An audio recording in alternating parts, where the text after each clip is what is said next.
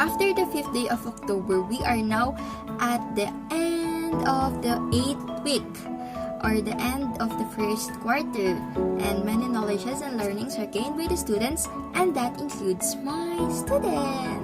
Today, she will share to you the lessons we had in our subject, specifically in oral communication context. So, to introduce her, from grade 11 Fabula, Berlene-Arnie, ikaw sa atin.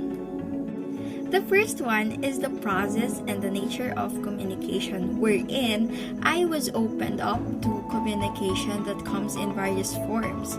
Body language is also necessary. It helps in signification that humans really are engaging in communication. We also do communicate to each other, whether it is living or non-living. And also, I have learned that communication will only take place if it is understood from the both sides and it is also shared. Through the messages, social interaction happens.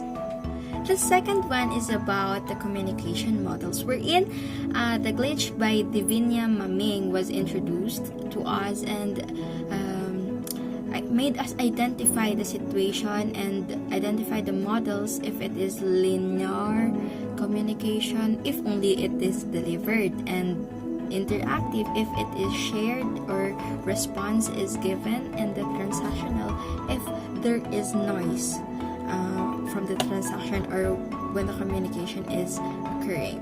And then models are necessary and helpful in progressing and developing since communication now changes dramatically. The third one is the communication breakdown, wherein the barriers to communication like physical, psychological, cultural, and even linguistic were introduced to us. These are important for the communicators to even avoid or lessen the breakdown that might happen when you are communicating or having a communication with other people or to whom you ever want to communicate with. Next one is the 5 ways to communication or to avoid breakdown in communication.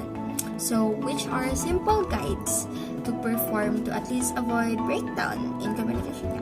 So, this could be any help if the speaker is quite unfamiliar or not too confident yet. So, there are some circumstances or situation like that you are not confident yet, diba? So, other that, there are 7 C's that was introduced to us, so you can recall the strategies you can use in communicating.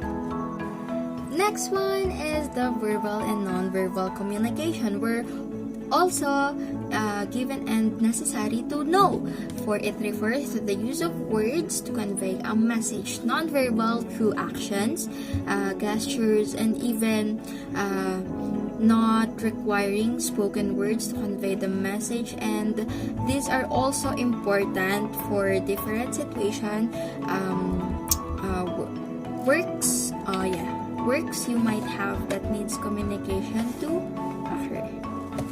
And then, the next one is the type of speech context that includes intrapersonal, interpersonal, public, and mass communication, which are necessary to know again to distinguish what type of communication you are having and you will use to clarify the meaning of the said event.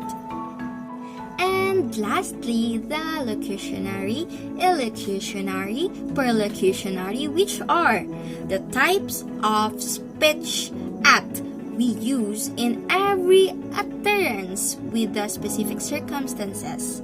It's used to make utterance appropriate and made intentionally effect.